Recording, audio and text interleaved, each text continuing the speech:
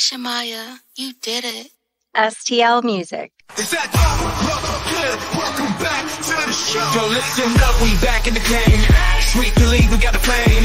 All the data to the fullest every single day. We wake up, get it in every way. Working the two in the global inspiration. Talk this sports and top news, no hesitation. Sweep the league is back. We always coming back, that's a fact. Wanna tell them that STL Music, mama, we did it, where we at?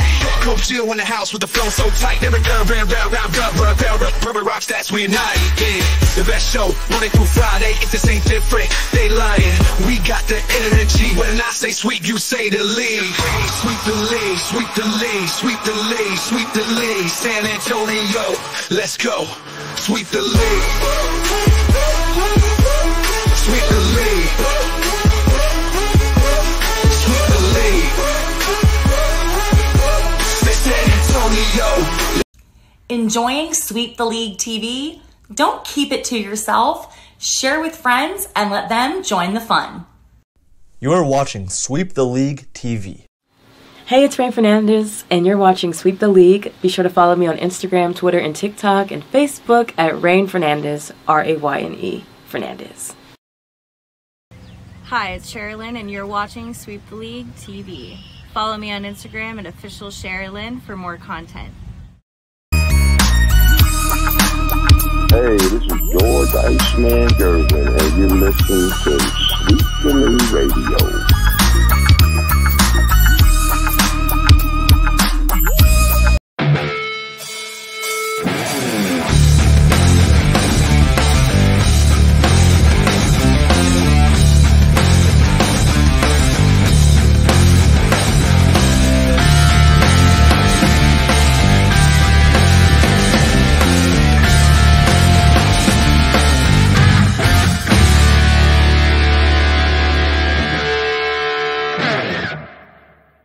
All right, what feels like forever, and we actually got another background. That's pretty cool. I didn't notice that.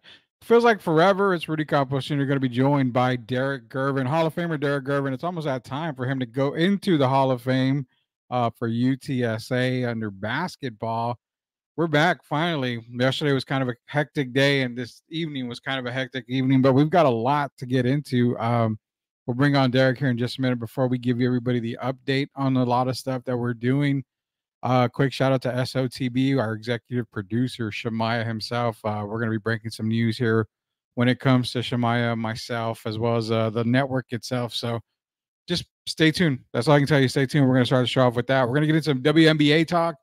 NFL weekend, we're going to ask some of the hard questions, see what we get through on that.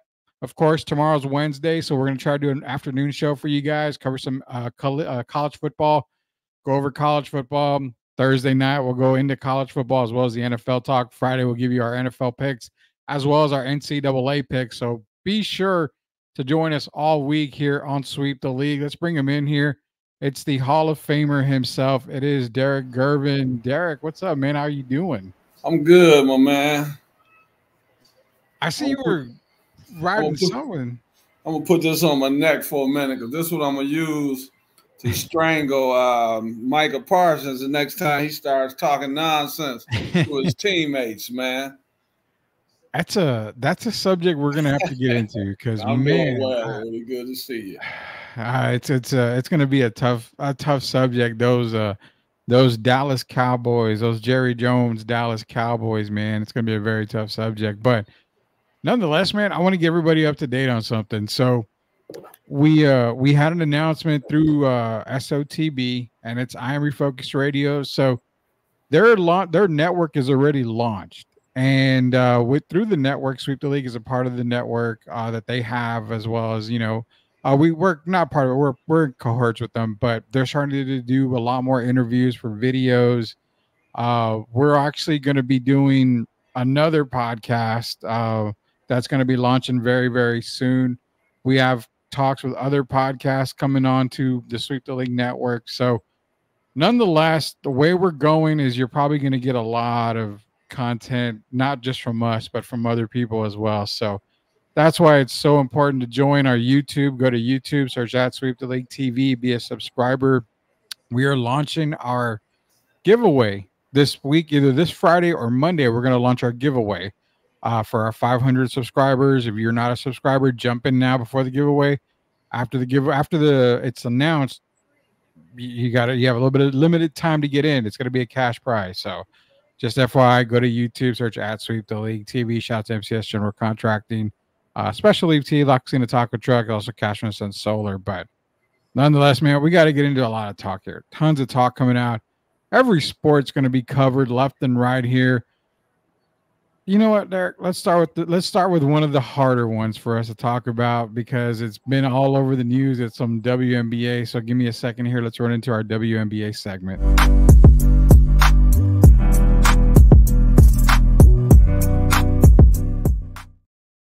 All right, so the WNBA playoffs are underway. Earlier tonight, we had the New York Liberty defeat the Atlanta Dream 91-82. They're moving on. Right now, the Aces are playing Seattle. I thought Seattle was going to give the Aces, a lot more than they can handle. Seems like A'ja Wilson and the Aces are locked in and focused on the WNBA playoffs.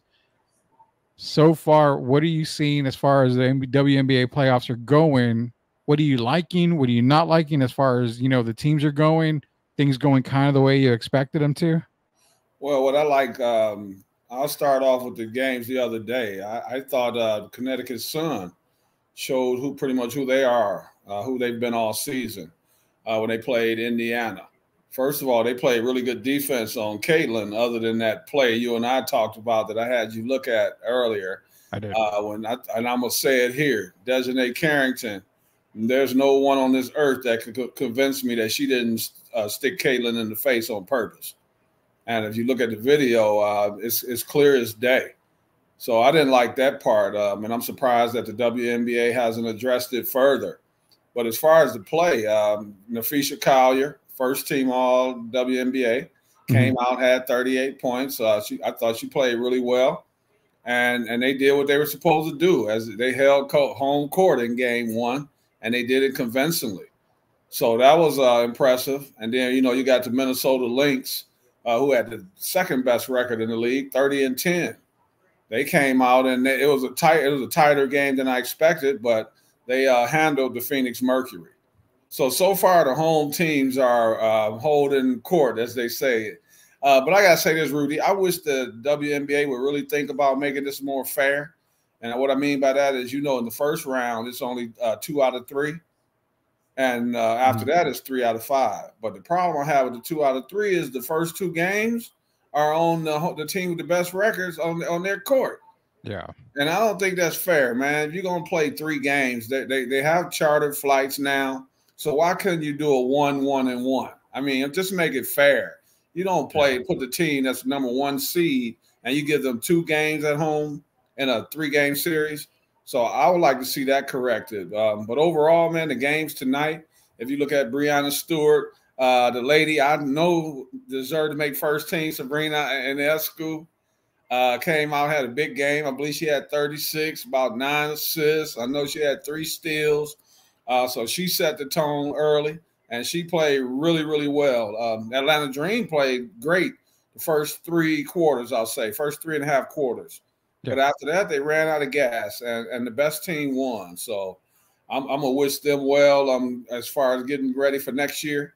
And I want to congratulate the New York Liberty for moving on to the next round. Yeah, so the WNBA, they did release their WNBA first team, second team. First team is Breanna Stewart, Alyssa Thomas, A'ja Wilson, Napheesa Collier, Satu Sabali are the first team WNBA. Surprising to me, like you mentioned, Sabrina Ionescu, I figured would have been first team, but she's on the second team with Agwemike, Jackie Young, Chelsea Gray, Jewel Lloyd, and Ionescu as well. I'm kind of surprised. Does it surprise you on Jackie Young or Chelsea Gray making that all WNBA second team? I figured one would, but I didn't expect both to make that second team. I saw a different list because the list I saw had Alyssa Thomas, Breanna Stewart, Napheesa Collier, A'ja Wilson, and Sabrina and Caitlin. And they had Sabrina on there, and they had Alyssa Thomas on second team. Yeah. And so I was kind of disappointed on that list that I saw, but the one you saw, yeah, I'm really surprised that both of those ladies made. I didn't think Chelsea Gray. I thought she played okay this year. I didn't think she played as good as she has in the past, and I certainly didn't think she played well enough to make all NBA team this year. That means you're skipping over people like Kalia Copper, who I thought should have been on second team. Well, you know what? Let me stop there because I was reading 2023. Okay. I'm sorry. So that is my fault right there. We're gonna reset that. I can't find the 2024 list. It's Caitlin, Anna Ionescu, Brianna Stewart, Nafisa Collier, and Asia Wilson team on first team. Okay. So and that's Alyssa the first Thomas team. made second team, and Ogwumike, Kayla McBride, and I'm trying to think of the other two. Ogwumike, Kayla McBride. I can't remember the last two. But it was a good team. I thought they deserved it. And the only question I had was, would Caitlin make first team? But I can't argue her making it at all because we know what she's done this year. But overall, I thought it was a good team. And I got shout out to Asia Wilson for her unanimous MVP, and shout out to Caitlin for her unanimous Rookie of the Year award. Yeah, I mean, there was no doubt about the fact that, you know, Caitlin was going to win Rookie of the Year unanimously. I mean, it was close throughout the season with her and Angel Reese. So, I mean, at the end, obviously, you know, Caitlin just pulled away, and we were kind of looking at that too, saying the same thing. For Asia Wilson, it wasn't so much of it was unanimous, but it wasn't unanimous for the majority of the season. You know, it kind of came down to the last part of the season. So she did pull away. Asia Wilson is just playing at another level. Comment wise, Rudy Sitha, Lord is in here. Leah, they do the Down for the Count podcast, or on Twitter, the Spaces. It's every Tuesday or Wednesday, I believe. One of the 2 days. Excuse me. Bless you. Excuse me, everyone. Dejanay was the first WNBA player to put hands on Caitlin on the season opener. She's a low-key hater. We're going to get into that here in just a second. Derek Gervin, let you know, Carnivores Duke men's basketball December 6th, 6 p.m. Central Time on ACC Network. Yes, Tim's sir. keeping you updated. What's good, everyone? Late to the party. You're never late. How's everyone doing? We are doing great. We're just glad to be back. We had some major announcements earlier, so we'll re-announce that, everybody. What's up, everyone? Jake, appreciate it here. Chris, you're never late. Yeah, you're never late. Louis in here, no doubt at all. And also Leha, the party has started. We're just waiting for you. Yeah, we were waiting for Chris Leha, MCS General Contracting. So WNBA playoffs are underway. And again, I'm going to make the apology. I was rattling off the 2023 all WNBA team. That was my fault. I was like, wait a minute, this doesn't look right. So I rattled it off here. But the list apparently that's coming out, it's Asia Wilson, Caitlin Clark, Nafisa Collier, Brianna Stewart. See, and this one has Sabrina Ionescu making that first team. Yeah. So that's what they're saying. And then they're saying the second team is Agumike, Kalia Cooper, Alyssa Thomas, Jackie Young, and of course Arike. So that's what I was saying about Chelsea not making it. I didn't think she was going to make it on this team, but nonetheless, the big talk, Derek, in WNBA right now is not just the playoffs. It is the eye poke gate between Dejane and Carrington and Caitlin. Carrington and Caitlin Clark. I'm sorry. So I hadn't seen it, and then you called me up, and were like, "Hey, did you see this play?" And I said, "Well, I've heard about it, obviously, but I haven't seen it." Well, I made the comment, well, when you're going for a block or a steal, your hand doesn't just do that with your fingers pointing in like a claw. Yeah, you don't just go all the way down like that. And then when you bring your hand down, you don't go forward with it. You kind of Who you ever seen bring it down like this, though? Come on, y'all ladies. Unless when you're doing that rare type thing, I was really upset about that. It wasn't that just because it was Caitlin. It's just the fact that when you could injure someone, man. You could put someone's eye out like that. And I know they didn't call the foul. And I know when you're doing real time, it's hard to see.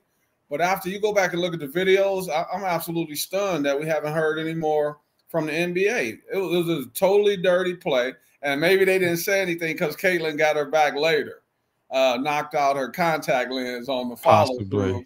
So, but it was a totally a Bush League play. And I didn't like it at all. Yeah, after seeing it, I didn't like it at all. It was not a good play. And Carrington, I will say I liked her, coming into from Baylor into the WNBA. Didn't think she was going to be a major superstar or anything, but I mean the respect I've had, I lost a little there because it's kind of like, I mean, again, the block, you just don't do that and down. It doesn't make any sense to do that. So I think you're right. Caitlin played it down. The WNBA didn't say anything. Caitlin played it down. They asked Carrington about it. She said, I didn't realize what I did, or I have any idea what I'm doing, what I did. I mean, you're saying all the right things, I guess to avoid bigger confrontations or something. So nonetheless, it happened. It's, I mean, kind of it is what it is, right? Did her comments, I don't like, the only thing I don't like, man, if you have enough guts to do it, then stand on it. Kind of like Aaron Rodgers and his coach. I'm sure you saw that. Yeah, we're gonna get into that. Yeah, okay. Hug. So, I mean, just stand on it, man. If you had the guts to do it, just be honest about it. Yeah, and that's what Elias is saying, is that why would I want to hurt old girl? That's what she was saying. Why would I want to hurt her? I'm like, come on. But it's funny because when the reporter asked her, she kind of gave that wry smile and then kind of like moved her hair. You saw what she did when it first happened. You see it. She stood there when she first, right after the foul, right? She pulled a Patrick Beverly move, a Draymond move. She just stood there like, what do I do next? She was telling on herself, man. It was so obvious that it was intentional. It was, man. It was. I'll say this. Kudos to just Caitlin. I mean, just keeping it business. Yeah. She didn't get injured. Now that's a play that you can definitely get major injury out of. Just a finger straight to the eye. It can do some major damage. So I give kudos to her. She's just letting business be business. Ruby, now we got to hope that by tomorrow, because remember, she did get a black eye. Yeah. So I'm hoping that tomorrow her vision is a little better. And there's no swelling either. I don't think Connecticut has to do that to beat them. And you just don't do that, man. The young lady has done a lot for the league, whether some people like it or not. We got to accept it. We got to respect it. But no matter what player that is, you just don't make those kind of plays, man. It's supposed to be a sisterhood. And so all of them are in it for the same prize, basically, and that's to continue to grow the game. And you just don't make those kind of plays. Yeah, you don't, man. You don't. And I agree with you on that, because it's something that shouldn't be a part of the game. Sadly, it is. I mean, we see cheap shots. We see, intentional stuff happen at every level, at every game, whether every sport. It just happens, and it's the nature of the beast, man. That's the sad part and all that here. He says, I'm all for the views, but this is ridiculous. Should be suspended at minimum. The WNBA should have made a statement. I mean, at minimum, the WNBA should have made a statement. That's just a cowardly act by the league not to make a statement. You should have at least made a statement. And, even if you're going to fine her, just fine her. Fine Carrington, whatever. Just do something. I mean, it was not a good look for the league as well. And Leha asked a good question about Eric McCoy. He's injured center for the New Orleans Saints.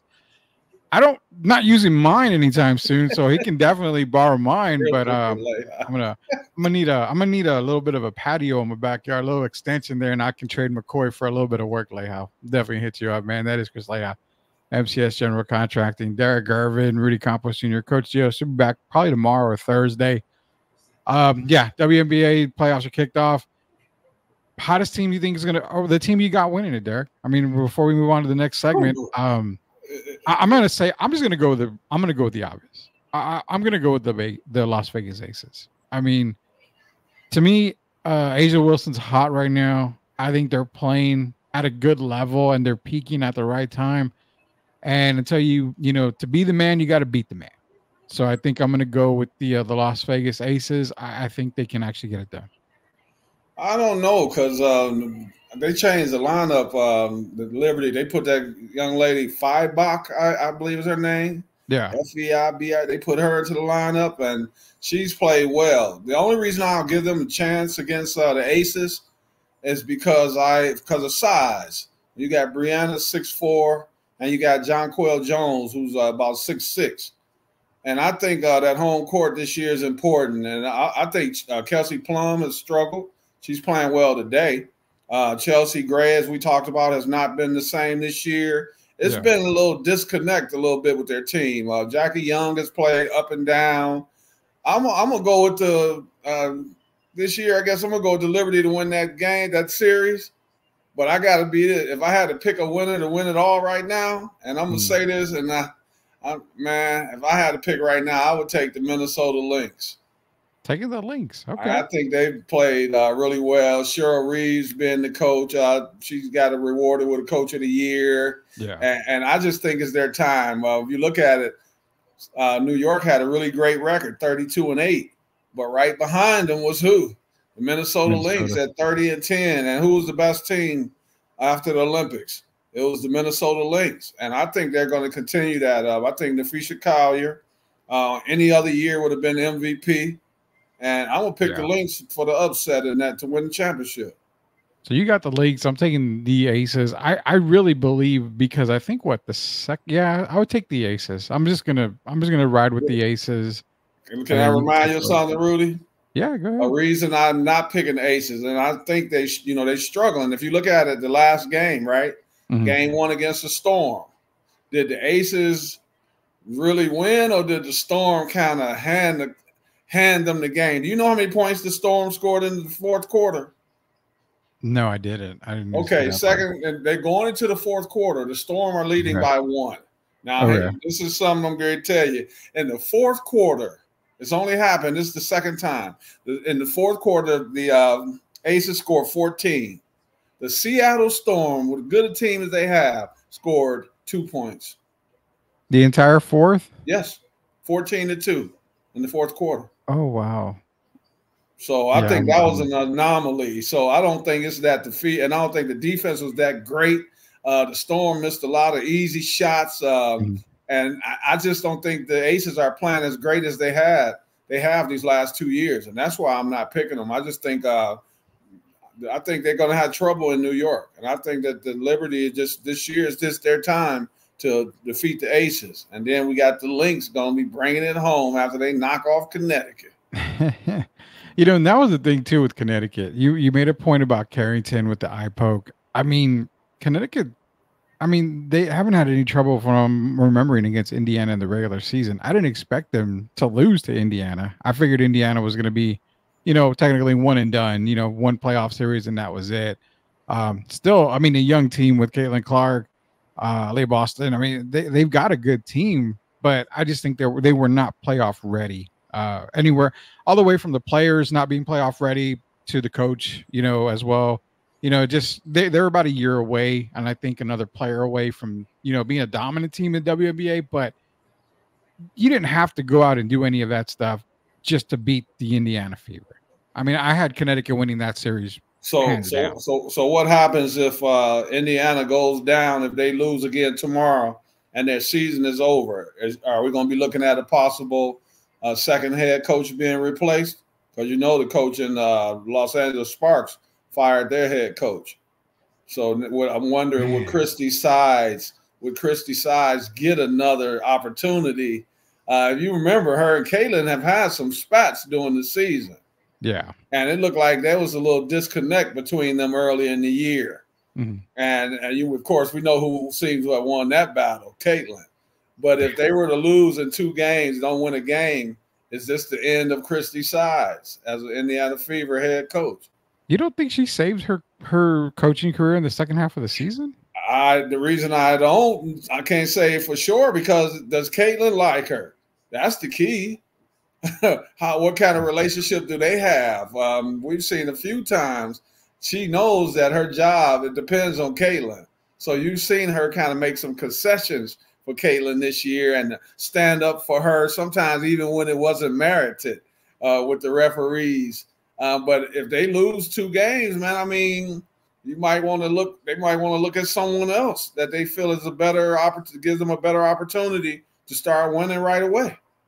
Yeah, I can probably see that. I don't know if she would get fired. Man, that's a tough one, because if you're talking about they didn't make the playoffs, yeah, I'd have no doubt about it. But because they fought back, because they clicked, and because they made the playoffs, I don't know. I think maybe she saved her job, and Louis actually brought up 20 and person 20, who- Rudy. Cheryl Miller. Rudy, 20 and 20 though. Still, Yeah, yeah. you might 20 and want. 20. I'm just saying, some teams when they get in, I don't even know. Does Caitlin? Will Caitlin speak up for her? And you know that's a big thing. Yeah. When they bring in the star player, because they're not gonna. They might ask Aaliyah Boston what she thinks, or Lexi Hall, but I doubt it. It's what kind of rapport does she have with Caitlin Clark, and that's what's going to decide it. I'm not saying she's going to get fired, but if they lose tomorrow and they get blew out, I wouldn't be surprised if she got fired. So say they get blown out. Say she doesn't get fired. She makes it to the next season. The leash has to be very short, right? Because I mean, if they start off, 1-3, 1-4, it's pretty much got to just be done. You're expecting, if you're going to be kept as the coach, you're expecting to get off to a strong start. No less than 4-1, 3-2, no less than that on the season to start. I just don't think she's on the level of Becky Hammond, Cheryl Reeves. I just don't think she's on that level, Christy Size, and I don't think she'll ever be. And it's about the players, but it's also about these coaches today. I still had Greg Popovich rated as one of the top coaches. Mm-hmm. And it's not because the Spurs are struggling, but if you look at their roster. But when you talk about actually coaching, I didn't see her make a lot of in-game adjustments this year. And that's the thing that the owners are going to be looking at. Is she our best option? I'll put it that way, make it simple. Is she our best option moving forward? Without knowing exactly what coaches are out there, I don't know. I mean, do you saw one name? Huh? You saw that one name that you just saw? Well, I see Cheryl Miller. I'm saying that she was interested in that job. But would you be able? Okay, so would you be able to swing a Dawn Staley? Dawn Staley, but you know what I would be doing, Rudy, and this might sound off the cuff, kind of crazy. What's that? I would entertain. I would see if the young lady was interested. You know who I'm gonna reach out to since they're in Indiana? I'm going to reach out to the great one, Tamika Catchings, and see if she would be interested at all in pursuing a coaching career and getting the opportunity to lead Caitlin Clark. That would be for me. That's who I would be reaching out to if I was a general manager in Indiana. That makes sense. Indiana, yeah. I mean, Tamika Catchings, I could definitely see that. The first person that came to my mind was Dawn Staley. I mean, but I think Dawn's got a really good thing in South Carolina. Yeah, I don't know. I can't. Dawn leaving. That's all. Dawn has become Mike Krzyzewski of the women's basketball right now, and I think that she loves where. And then remember, she just got that new contract as well, so she's the highest paid woman, getting what, $2.2 million or whatever it may be for college, and you still get a chance to impact these young ladies' lives. And looking at Dawn, that seems to be the personality that she has. And sometimes you don't want to ruin it. You go to the pros, they don't seem, I'm not going to say all the players, but as you know, some don't seem to listen as much to the information you're trying to give them. In college, you can still impact so many lives. Yeah, I don't know why I've already envisioned Dawn going into the NBA. I just have always thought she could be one of the first, the pioneer. Because everybody talked about Becky, and I totally get it. Becky won the summer league with the Spurs. She's had a couple of coaching debuts with San Antonio when Pop was out. So I don't know why I've always envisioned Dawn being that first true NBA head coach for the women. I think she's just a fantastic coach, and I think if you were having her in the NBA, a lot of players are going to respect the hell out of her. I mean, she's got the resume for it, so. I think, to me, Dawn, I want to talk years back, man. Years and years back, I wrote an article for Project Spurs about Dawn Staley taking over for Greg Popovich. And I thought, that everybody talked about Becky, but Becky's already gone. Who's next? I said Dawn Staley would be the perfect candidate. Come right in. I would like that. For me. Hey, this would be a great time because who did the Pelicans make their general manager? Swin Cash. Yeah. And but with Dawn, I know she's so competitive. And would she leave? Because right now you got in the if you look at it, your team is North Carolina, but on the other side, you have the Duke Blue Devils, right? And they're only going to continue to get better. And who's their coach? Kara Lawson? Yeah. So I think Dawn likes challenges. And I think when you got somebody like Kara Lawson coming in, that's motivation. Mm-hmm. And we don't know what she's thinking, but maybe she'll get her opportunity a few years down the line. Maybe if it doesn't work out with Christy Sides, they'll send out a deal to her. Indiana seems to be a hotbed right now. We know that's actually the state of basketball, if you really want to be honest about it. They talk about New York, California, Michigan, but we know if you really want to be honest about it, Indiana is the basketball state. And so if things didn't go well with Christy Sides, they get out to a 2-3 start or 1-4, as you said, 1-3, then maybe they would entertain and reach out to Dawn Staley. At the right price, Rudy, anybody can be I won't say can be bought, but when it comes to the business of basketball, if you make her an offer that she can't refuse, then I can see her moving on. I think so. Let's look at Dawn real quick before we go to commercial break. Moving on to WNBA, she's pretty much accomplished almost everything in college. So because she's so competitive, that's why I think maybe if Christy's fired in Indiana, that's where I would go as Dawn because of the competitiveness. I think she brings the best out of those Fever players, right off the bat. And I think you're going to get the best of Thomas, of Clark, of Aaliyah Boston. You're going to get the best out of them through Dawn Staley. So that's where I figured, that would probably be my first call if the job is open. I mean, do you look at the success of some of the players, like Becky in Las Vegas? I mean, to me, Dawn's that next person. But again, I don't know if it's worth. She's making 2.2 at South Carolina. How much more can they offer her in the WNBA than that? Well, that's the problem. Didn't they just get a new deal? They did. Thanks to Caitlin Clark. Hey, you could afford. If they want you bad enough, they can afford it.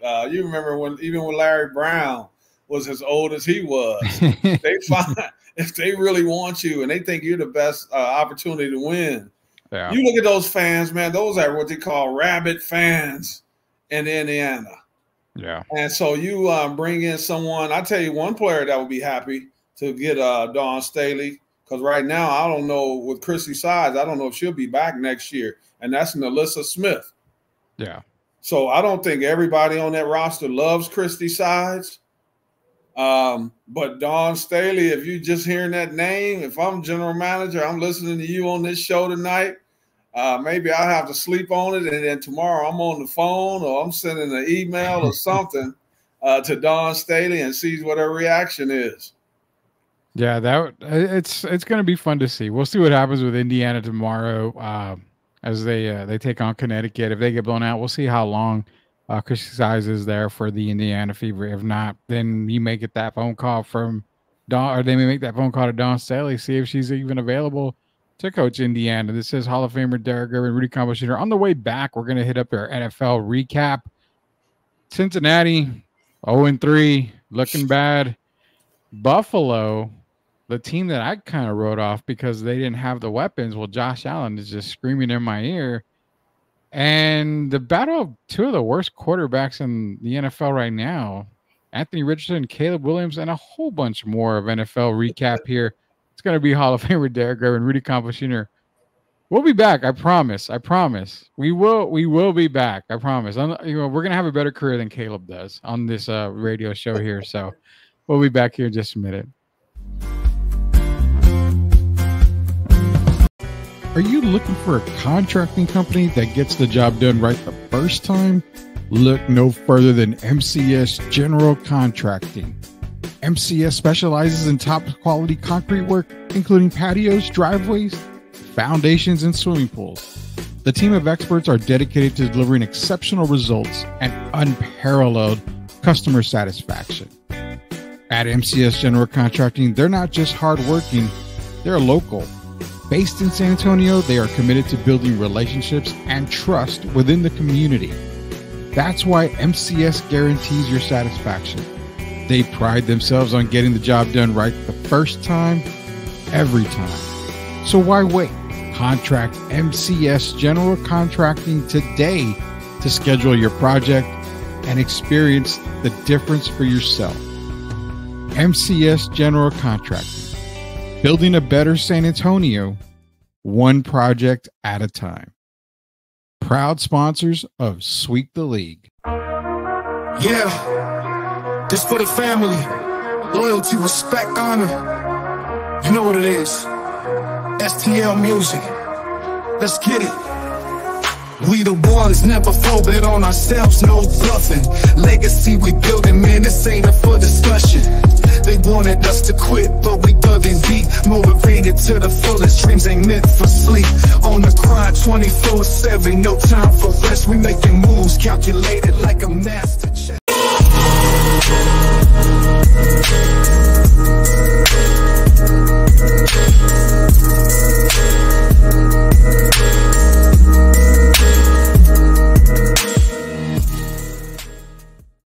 All right, quick commercial break. Hall of Famer Derek Irvin, Rudy Campos Jr. October 1st, right around the corner, the album Family by SOTB and STL Music is going to be released wherever all your music is available. Spotify, everywhere. Just search for that Family album from SOTB and STL Music. It's going to be a guaranteed banger, guys. Songs are already being played in the clubs. I've gotten confirmation on that, so don't be left out. Don't be left out at all. Saw our NFL bump. This next segment is brought to you by MCS General Contracting, La Cocina Taco Truck, Castro Sun Solar, Locked On Spurs, and Special Leaf Tea. Man, I talked to my boss, Derek, and I said, you know, this football season is just crazy. It's crazy. Why? Look at the AFC, you know, the AFC North, where you've got Cleveland, Cincinnati, Pittsburgh, Baltimore. Pittsburgh's at 3-0. Cincinnati's 0-3. Baltimore barely won their first game. They're 1-2. Cleveland, I think, is 1-2. Stinking. Yeah, and they're not getting any better.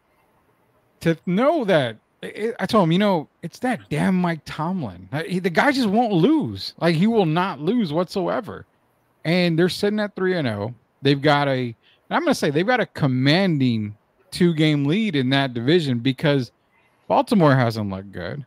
I mean, they haven't looked good all year. Cleveland looks terrible. The Bengals, I mean, you went out and improved in the offseason, especially on the defensive side of the ball. They're looking bad. I can't put the blame on Burrow. I mean, I don't know. Defense. It don't look like they improved. It's tough. I mean, overall, before we get into the game-by-game discussion, 3 weeks into the NFL, is it me or it's just I'm looking at these weeks like, what the hell's going on here? It's like we're in the upside down or something. It's been weird. The season has been weird. A lot of weird stuff going on. And then you got some of the surprise teams that are coming to the forefront right now, like the team I told you about. I still believe in the New York Jets. Yeah. So it's just been a weird year. You look at the Buccaneers lost a game, but they don't look that bad. The Cardinals look better than you and I both talked about the Cardinals before the year. They look okay. I mean, they look better than I thought. Yeah. The Broncos finally look decent in one game. It's just been weird, man. You look at teams like the Ravens, who's always there. They're struggling. Look at the Bengals, who's always there. They're struggling. Cowboys are struggling. My up-and-coming Lions are struggling. Yeah, it's been a weird year. It's been a very weird year. We're talking one team, and Leha's right. NFL has been absolutely wild this year.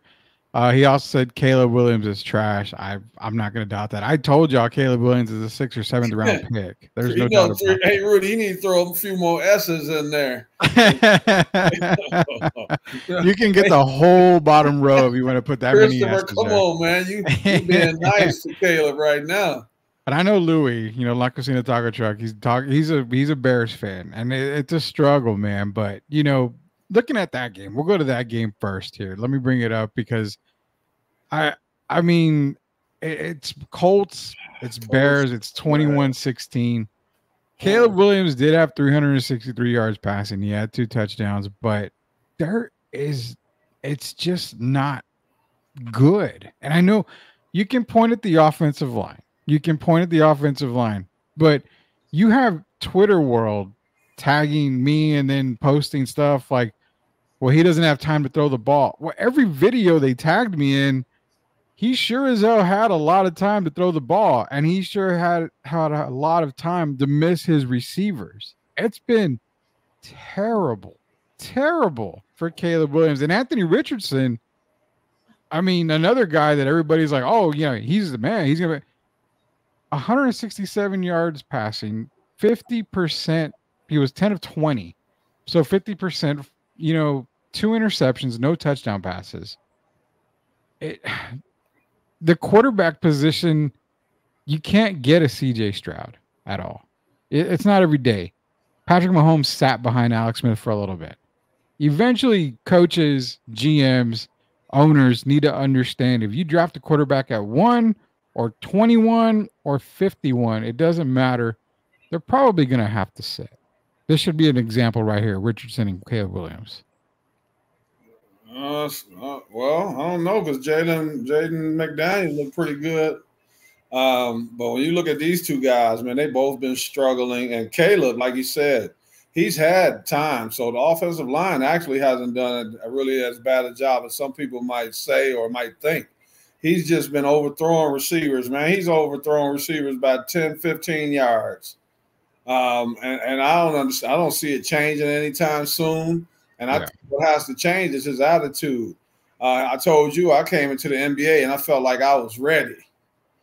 And, once you get to that level, it's an adjustment period.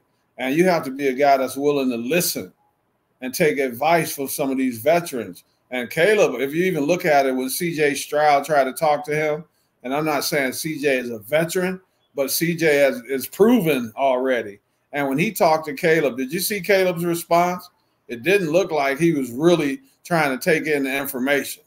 And that's the problem. Yeah, he doesn't care. He's a diva. He has that diva mentality, but we already knew it. I told you, Rudy, I don't know if you remember. I told you on our show with Gio before the season started, the only thing I was worried about, the main thing with Caleb, was his attitude and how he would he be a guy that's going to listen, or is he going to be a malcontent in the locker room? And still today, I still have that same question mark. That same question. It just doesn't seem like he's the type. He thinks he's the guy we call a prima donna. He's already he portrays himself like he's already on Aaron Rodgers level or Tom Brady's level, and he's not that guy. He kind of reminds me of Shedeur. I'm just being honest. Kind of a little too arrogant, and you haven't really proven anything yet. So let your play do the talking and start listening to these veterans so you can learn. Now, right now, he's playing worse than a Mitchell Trubisky. We just go on and on. He's playing bad. He's not playing good at all, but his attitude looks like it has to change. Yeah, his attitude is terrible, and you're seeing it more and more. So, he came into the league. I mean, when you text your punter, oh, you're not going to punt very much this year. I mean, that's all the damn guy's been doing is punting the ball. Yeah, I mean, there's arrogance, there's confidence. He's just an arrogant quarterback right now. And you know what? It goes back to, if you're the Bears, you're sitting pretty with 1-9 in the draft. No reason to trade Justin Fields for anything. No reason whatsoever. You could have still drafted Caleb Williams, but because, like I mentioned before, because Caleb and his agent and everybody around him, all his people, his entourage, I'm sure was telling the Bears, if you draft us, you're playing us. No doubt about it. You are playing us. And you can't do that. You had a shitty career in college. I mean, everybody saw it. Everybody, well, he didn't have an offensive line. Okay. I get, he didn't have an offensive line. He didn't have a defense, Rudy. He didn't have a defense. He's got a defense in Chicago. I mean, yeah, his offensive line isn't any better, but he's got more weapons than he had at USC. The kid just can't play right now. He can't play. He needs to hold a clipboard. He was overthrowing guys. I'm sorry, but he was overthrowing guys at USC. They can keep talking. At some point, you got to stop blaming it on the offensive line. He's had time in the pocket to throw the ball. That's a Caleb Williams problem. That's not an offensive line problem. Yeah, exactly. It's a Caleb Williams problem. And there's nothing wrong with holding a clipboard for a year. Some of the best quarterbacks in the NFL have done it. Aaron Rodgers was behind Brett Favre for a long time. It's rare. The years of drafting, and you know what? Can you imagine, Derek? Can you imagine if Twitter, Facebook, social media in general was around when Peyton Manning was a rookie and throwing, 20, 30 picks his rookie season? The guy would have been, they would have ran him out of Indianapolis. Yeah. So luckily for him, it wasn't. Now, I'm not saying Caleb Williams is Peyton Manning, but you see a difference between Caleb and Peyton. Peyton was making those mistakes. Peyton was learning left and right. Peyton, took it on the chin and said, you know what? Okay, I'm going to improve. I don't see that out of Caleb Williams at all. It's kind of like you mentioned with the talk with CJ Stroud. It's kind of like, okay, it's a shoulder shrug. Like, all right, thanks. Appreciate it. Yeah, like, man, get out of here, man. I'm not and that's what he reminded me of. But if you look at it, Peyton Manning showed flashes, though. So we knew who Peyton Manning was. There's always been questions with Caleb when he first at Oklahoma. And then when he goes to USC with Lincoln Riley, and we know Lincoln can bring out some quarterbacks, but Lincoln is not. I don't even think Lincoln Riley is really a head coach, to be honest. I think he would do better as the offensive coordinator. But he let Caleb get away with a lot. And we saw it over the course of the last couple seasons. Things didn't go well, and Caleb showed some signs of, like I said, being a malcontent. So I'm hoping maybe he'll, at some point this year, man, the light will come on. I still think he has an opportunity to have a good career, Rudy. I don't ever think it'll be a great career, but I think he has a chance to be a good player, man. And once things slow down a little more for him, but the attitude is the biggest issue for me, and that has to change. You have to admit sometime when you're failing, and that's myself, you, whoever we are. And that's the only way you can start moving forward. And I think right now that's where we are with Caleb Williams. Yeah, so Monday night, last night, actually, you saw Jacksonville and the Buffalo Bills. You saw the Commanders and the Bengals. Obviously, Commanders won 38-33 over the Cincinnati Bengals. Jaguars fell to Buffalo, who is now 3-0, 47-10. Josh Allen looks – I'm gonna say it, dude. The guy looks MVP ready right now. I don't see any other player other than him atop the MVP mountain after 3 games. I thought he was gonna struggle. I really did. I mean, he's at another level, and I'm enjoying it now. It makes me regret not drafting him in fantasy football because I was thinking he was gonna regress some. But you know, I feel about him like you feel about the Tar Heels, so you already know. Josh is the man to me, and sometimes you get better. The process of elimination. Do you agree with that? Stephon Diggs. Well, I think it was time for Stephon to move on. And sometimes you could be losing a great player, but the chemistry is just not what it should be. And I think Josh looks like a different player. He's actually playing smarter, Rudy. He's not gambling as much as far as trying to jump over players into the end zone, all that. I don't want to see that too much this year. Yeah. They need a healthy Josh Allen. But if you really look at the team, they haven't played great, but they're playing well enough to win. And sometimes, and that's what it takes to become a champion. So I'm going to bring up the Jacksonville Jaguars here just a little bit. We mentioned the Bears and the Colts, other games. Bo Nix with his first win, 26-7 over the Buccaneers. So yeah, that was a surprise for me. Denver winning that game. Packers over the Titans. Malik Willis he's hanging in there for Jordan Love. The Packers are looking good, sitting at 2-1. The game that Gio and I said was going to happen happened. We said the Vikings were going to beat the Texans. We both took the Vikings. They walloped on the Texans. And for Texans fans that got a little upset, that were like, oh, my God, the sky's falling, relax. I mean, to be honest, Minnesota and the New Orleans Saints, even though the Saints lost to Philadelphia, Minnesota and the Saints are probably still my 2 best teams on both sides of the ball. They're both playing really good on both sides of the ball. If in the New Orleans game, if those 2 defenders don't collide, Dallas Goedert is short of the first down and doesn't scamper down to the goal line. So the outcome is different on that game. But you know what? Crap happens. I'm not going to hold that against New Orleans for that long. On the blooper play. Yeah, yeah, exactly. They ran into each other. And there was a third guy right there in the area as well. Yeah, so you got three guys, and then you got him, my man, just running on down the field, just trying on down the field, man. That was funny. Yeah, and that's the thing is I can't, I'm not going to fault the Saints for losing. I mean, you never apologize for winning, but to me, the Saints won that game. They still are the better team overall when it came to that. You saw the Chargers, Steelers. Of course, Steelers go to 2-3-0. Giants, my boy Daniel Jones made me look good this weekend. I took him and the Giants to beat Cleveland while Gio took Cleveland. Daniel Jones, 236 yards passing, 2 touchdowns. Looked like a quarterback. Mentioned the Saints and Eagles game. Eagles won that game. Panthers are going to come up here in just a minute. They beat the Raiders 36-22. Andy Dalton stalling that game, 319 yards passing, 3 touchdowns. Seahawks over the Dolphins, 24-3. Dolphins are done. Without Tua, they're done. Ravens and Cowboys, we all know how that went. It was all Ravens for the longest time. Lions beat Cardinals 20-13. Niners lose to the Rams in the very end, 27-24.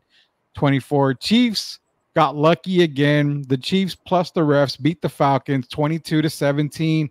And the week started with the Jets beating the Patriots 24-3. Go back to a couple of games. Chiefs and Falcons, man. How many times are the Chiefs going to be bailed out? I mean, it's obvious call after obvious call. Now, not speaking as a Falcon fan. I know I'm a Falcon fan, but not speaking as a Falcon fan. The Chiefs have been getting away with calls left and right to the point where it's starting to get BS, dude. There's a pass interference. Big deal. In the end zone, it's a huge deal. Hey, Rudy, I'm like you, but I got to be honest. I was saying the same thing watching the game with Julie. And I told you the same thing before they showed it again. I said, here you go. You great. Watch why I don't like the Chiefs. Just look at this obvious pass interference. So I was just like you. But the thing that was disappointing to see was, didn't Atlanta get another opportunity? They did. They did. And what did they do? They had two possessions inside where they got in the red zone, and they couldn't make it happen. So I didn't like the pass interference being ignored, but they had another opportunity, man, so that was kind of disappointing. But I will say this: you have something to look forward to, because I told you at the beginning of the year you didn't really like the team, I don't believe. And I told you I think they're going to be better than you think. For some reason, I like Kirk Cousins, man. I know he didn't play well the first week, but we also remember that he was coming off being out from injury at the end of last season. Yeah. And so he struggled. But he's been the kind of guy, when he has an off week, he finds a way to make it happen the next week. So even though they lost this game, you still got a lot to look forward to. I think Bijan is playing really well. I think they've got a pretty good team. I think the Falcons are going to be one of the surprise teams before the year is over. You know, can I make a very unpopular, not announcement, but a unpopular statement? I didn't like when they drafted him. I really did not like it. I texted a few of the Falcon fans that I know that were all good buddies, and I texted the exact same thing I'm going to tell you. I don't like that Bijan draft. I don't like that pick. Bijan is, I will say he's just above average, to be honest with you. If you're looking at it from a non-fan standpoint, just looking at it overall, I mean, to me, he's not worth a top pick. That's just my opinion. I had other guys in that draft I would have taken way before Bijan Robinson. Before. Oh, boy. Yeah. I think I would have taken a lot of guys before Bijan Robinson. Now, not a knock to Bijan. I mean, he's a pass-catching running back. You know, he can get the yards, but he's not putting up running back numbers, if that makes sense to you. Like, he doesn't put up running back numbers. He's a threat. He's a big-time threat. But college, what you saw in college, I'm not getting that in the NFL. And that's why I felt like it wouldn't translate to the NFL. I mean, you're going from college with your young men to men in the NFL. And I just feel like I haven't gotten it out of Bijan yet. I haven't seen it. Don't you think teams can kind of, game plan a little bit for Bijan now? Because when you look at, basically what the Falcons are going to do. Kirk Cousins is not a guy that's going to be regularly ringing up 300 yards.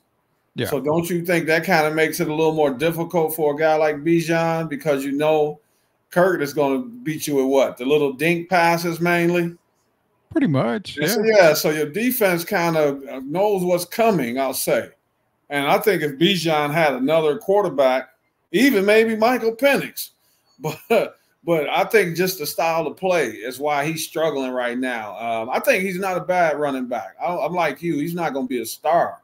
Yeah. But I think if he had maybe a little different look, and maybe if their offense was a little different, I think he'd be a little more effective. He's a young guy. He is good catching the ball out of the backfield, but they got to figure ways to create some holes for him on that offensive line. Has to step up a little more.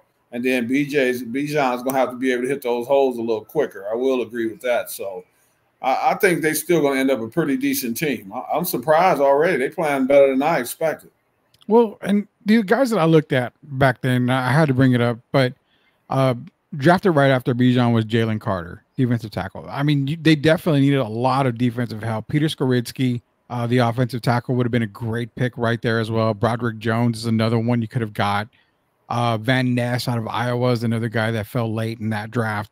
So Christian Gonzalez is another one. I mean, a cornerback, you can't get, you can definitely load up on cornerbacks. There was a lot of players that I liked more than Bijan, but here's the reason why, Derek. 17 games last year, Bijan Robinson, again, no quarterback. I can get all the excuses from every other Falcon fan, but I'm not going to make excuses for him. 17 games, he had 976 yards rushing total in 17 games. Now, he only had 487 yards receiving in those games. So combined, he's at under 1,500 yards total in offense. This year, 3 weeks into the season, he's only rushed for a total of 196 yards.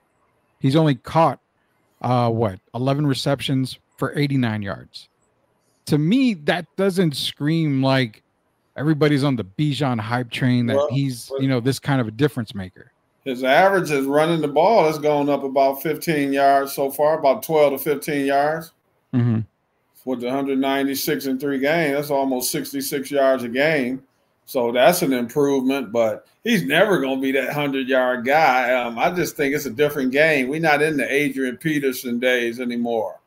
And a lot of these guys are not going to be getting the 1,800 yards. I think the last time we saw that happen for a while would be Derrick Henry. And it's just a different game. But you got to have these guys that can catch the ball out of the backfield. They changed the game so much now. You got 2 running backs on the field, and I'm not even talking about the fullback. Your quarterback is in a lot of situations as a running back as well, just like the Ravens. And so it's just a different game. And I think Bijan's going to have to get used to that. The Falcons are going to get used to that. And then you got to see what happens with Kirk Cousins. Because at some point, Rudy, what do you think? Do you see Michael Penix playing any meaningful games this year if Kirk were to stay healthy? If Kirk stays healthy, no. The only reason where I see him playing meaningful games is if they're they're sitting at 3-7, 3-6. I mean, season's pretty much lost. I think you get Penix in there just kind of to see what you've got. Knowing that Kirk, is still under contract, for a couple more years. I think you got to play Penix. If you're in a losing situation, you got to play him. You got to see what you have eventually in him. So I think you might see him there, but it's weird because Kirk is the veteran the Falcons needed, but I don't see those high octane weapons being. No.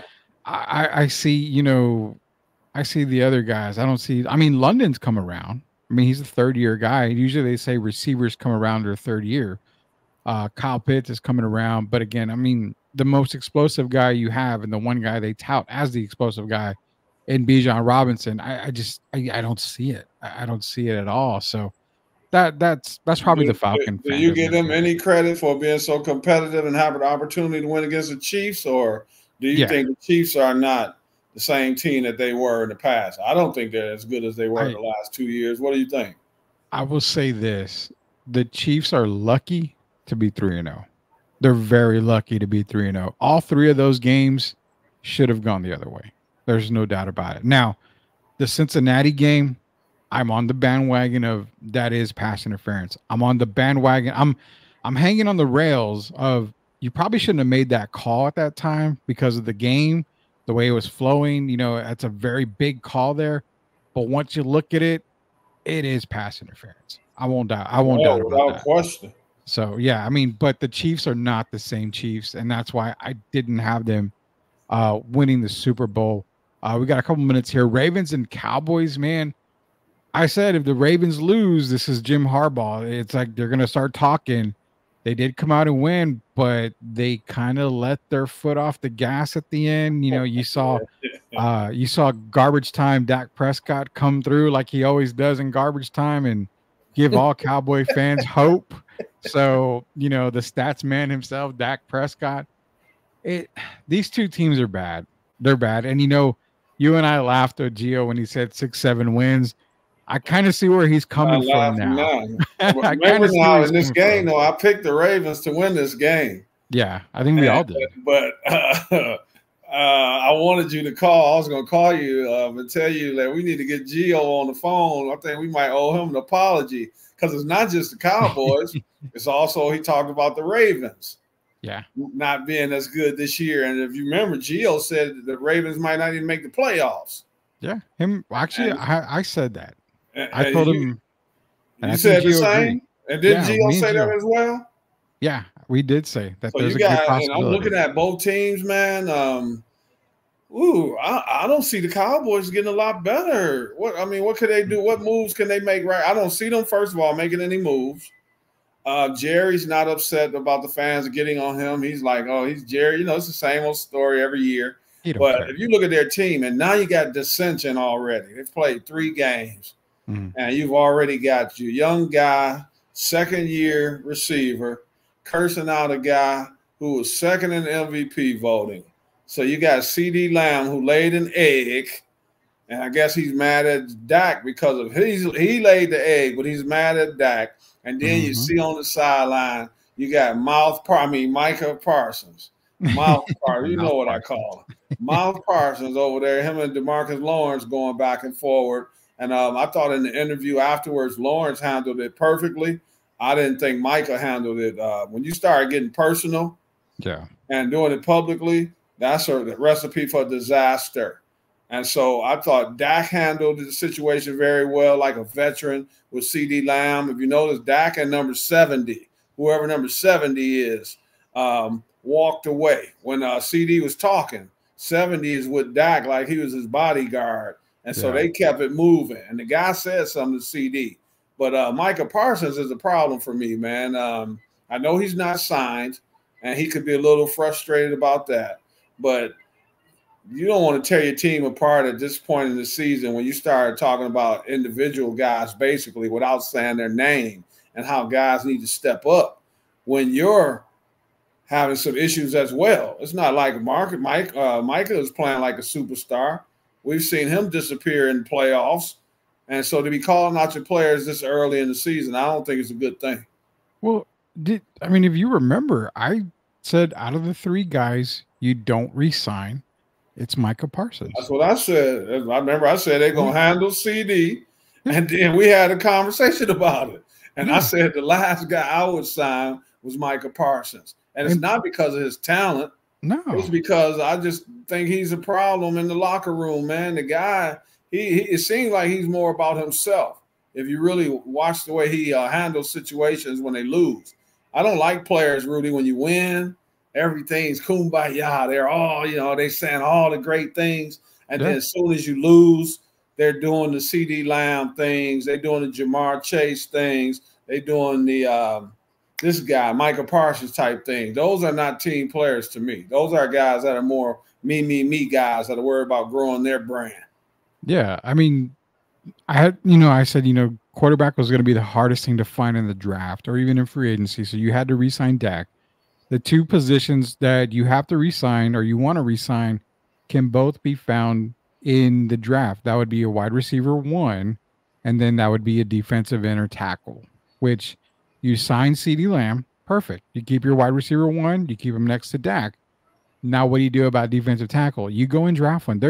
There's a lot of great defenders that are coming up that you can, basically get ready, and they can take over from Micah Parsons. Are they going to make the same impact? We don't know. I mean, you really don't know. It can't be any worse, Rudy. They gave up 273 yards. Yeah, that's true. That's true. So, I mean, you just don't re-sign him. Let it go. Hey, sir, I'm sorry, but how do you give up? After we saw them play against the Saints, right? How do you come out the next game and give up 273 yards just on the ground? Yeah, I don't know. It's so crazy. It's so crazy. Derrick Henry was like, see, you guys ready to write me off a little too soon. Here I am. So now you got another situation in Jacksonville, with Baltimore, because now is that fool's gold, Rudy? Because he played well against the Cowboys? No, I don't think so. So you think that this is something to look forward to moving forward? They're going to make the adjustment, and he's going to get more carries. You don't think, how's that going to affect Lamar? Well, no. It's not fool's gold. I think you're going to still see the same steady dose of Derrick Henry, but it doesn't turn into wins. Remember, the Baltimore Ravens' biggest issue was they lost their key defensive players. And that's where the biggest issue is. I mean, as you can tell, even though it was garbage time, the Cowboys made a run at the end there. But again, my only concern was the Ravens on the defensive side of the ball. Yeah. Because they can control the game with the run game. There's no doubt about that. You don't know if Henry's going to get it. You don't know if Lamar's going to take off. What's sad is we don't even know what the hell's wrong with Mark Andrews. Their biggest target. We don't even know what the hell's going on with that. It's the same thing with Travis Kelce and in Kansas City. Kansas City's rolling. Poor Travis. But we haven't seen Travis Swift do anything. He looks so sad. And I think for the first time, Taylor didn't show up at the last game, right? We know she had prior engagement, whatever it may be. But when you look at him now, man, he first for one, I looked at his little gut. I don't know if he's in the type condition that I'm used to him being in. He doesn't look like he's in the best shape. And maybe that's one of the reasons. I know he has, 6 catches or something, 68 yards or 8 catches. He had 68 yards. Yeah. But that's not the Travis Kelce we're used to seeing. But maybe the Chiefs know something that we don't know. But I did look at that gut, man. I said, I don't know if Travis is in top condition yet. He kind of had a little Zion gut there. Well, he's only got 8 catches for 69 yards. No touchdowns. 69 yards. That's like a quarter, sometimes a half for Travis Kelce. And he's doing that all year. That's it. That's why I said the Chiefs are not the Chiefs where you can truthfully say, well, they're Super Bowl bound. They're going to win another Super Bowl. They're going to be the first team to win back-to-back Super Bowl. I've not seen it. And you had Chiefs fan come at me on X, and I'm like, well, they're 3-0. I don't give a damn. They should be minimum 1-2 right now. Minimum 1-2. 3-0. I mean, that's not right. Don't let the record fool you. The team is not good. That's how I feel. I'm not saying Buffalo's not playing good, but I don't think Buffalo's playing great, and they're 3-0. So sometimes records can be deceiving, and then you got to look at who they've played against because styles also make games. But the worst thing you could do is start getting a false sense of security and think because it's 3-0 means you're playing well, because it doesn't mean that at all. Yeah, Buffalo's got a nice little test. I mean, they got Baltimore coming up in week 4. Then they got Houston Texans, and then they got the Jets. So these next 3 games are going to tell you a lot about Buffalo. I think they do beat the Baltimore Ravens, sending them to 1-4. 1-3 at the end of that. But it's going to be a nice little test for Buffalo. This is Hall of Famer Derek Gervin, Rudy Campos Jr. We're going to talk more NFL, obviously NCAA football when we come back on Thursday night, 9 p.m. We should be back that night doing some NFL and also NCAA football talk. I know Tim wants to get in NCAA football, so definitely going to get into that too as well. We're going to have our picks coming up on Friday as well. So not only that, tomorrow we're going to try to run an afternoon show, but if not, we've got another show already scheduled to go for you guys. It's going to probably be just going over, recapping a lot of the NFL stuff. So don't worry, we got y'all covered for the rest of the week. Coach Gio hopefully be back, if not tomorrow. Hopefully he'll be back on Thursday. I'm sorry. But again, join us all week. We are at 500 plus subscribers. Go to YouTube, search Sweep the League TV. Be a subscriber now. We're going to give away some cold hard cash here pretty quickly this week or next week. So don't want to miss out. We're giving away everything on the farm. We're growing. The network's growing. I'm getting tired, man. I'm getting tired. I'm getting run ragged over here, Derek. But it's only because we love you guys. We love you, Derek. We love Gio. Shavai and I were doing all that we can to make this thing grow. So we appreciate everybody for joining us tonight. Onward and upward, my man. Onwards and upwards. And I haven't forgotten. I did shoot an email to our guests to see if I haven't received anything back yet. So hopefully tomorrow I'll hear back from our guest so we can confirm him for Friday. Then we will have a guest on Friday. So we have a lot going on. We just have a whole lot going on. So don't be. Hey, Rudy, let me tell you quickly. I looked up my event that's coming up next month. Man, it must be gonna be some high rollers out there because I looked at the price of those tickets. I saw that. Funny story. I told my wife, I'm like, hey, we're going to the Hall of Fame dinner. I got to see Derek get in the Hall of Fame. Okay, we can do that. And then I opened the email and I saw the tickets. I'm like, I'm going to the Hall of Fame dinner. You might have to. What we might have to do is I might have to sit my phone on the table and have you on video because, dude, I saw those prices. And then this had a really nice place. I was there. My sister and they had an event at Pedrati's, and I believe it was February or March. And so that was the first time I'd been there. We had a big cowboy dance, my first ever. And there were like 800 people. Man, there's a lot of people there. But I looked at those tickets. I said, this is a big event. I didn't realize how big it was until I did my research. So that's going to be a lot of high rollers there, man. I'm going to make sure I take out some cards. We need some cards that have Sweep the League on them so I can hand them out. Oh, definitely. We'll get you some. In fact, we've got some digital cards in the works. So I'll definitely be sending you that so you can pass them out there digitally. But also, a quick reminder, man, October 19th at the UTSA home game. Everybody wants to be at that game. We're going to be at that game. We covered UTSA this past weekend. It was a great thing that we covered, and we put out a lot of video for you guys out there. But you want to go to that game. That's Hall of Fame weekend. So just keep in mind, go to that game. You're going to be able to catch us out there. There's going to be a lot of great stuff happening.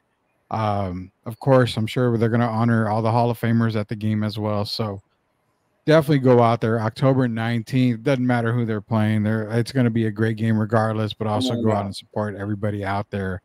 It says only that day Sweep the League needs a holiday off because of legendary. Well, it's on a Saturday, so we're going to technically be off on a Saturday since that's when the Hall of Fame dinner Thank is. you, Tim. My man. Tim's a great guy. He says, Derek, looking forward to talk about college football. I need your take on last Friday night's games. They were thrillers. Yeah, we're going to talk college football with you, Tim. We'll save it for Thursday when we have Derek, and hopefully Coach Joe will be back on as well. But, again, October 19th, head out to the UTSA game. That way you can check it out here with myself, with Shamaya, with Derek Irvin. We're all going to be out there, so don't miss it. Don't miss it at all. We'll see you guys the rest of the week. Appreciate everybody to join us on tonight. Again, 500 plus strong on YouTube for Hall of Famer Derek Irvin, Rudy Campos Jr. Until we sweep the league again next time. We'll see you later, Knuckleheads. Everybody have a good night. Shout out Duke Blue Devils, Tim. Oh, don't do that to me. Not at the end of the show, Derek. We'll see you guys later. Have a great night. Stay safe.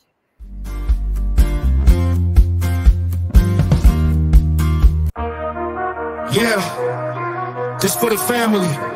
Loyalty, respect, honor. You know what it is. STL music. Let's get it. We the ones, never folded on ourselves, no bluffing. Legacy we building, man, this ain't up for discussion. They wanted us to quit, but we dug in deep. Motivated to the fullest, dreams ain't meant for sleep. On the grind 24/7, no time for rest. We making moves, calculated like a math. Hey there, sports fans. I'm Ashley, your go-to girl for all things sports here on Sweep the League.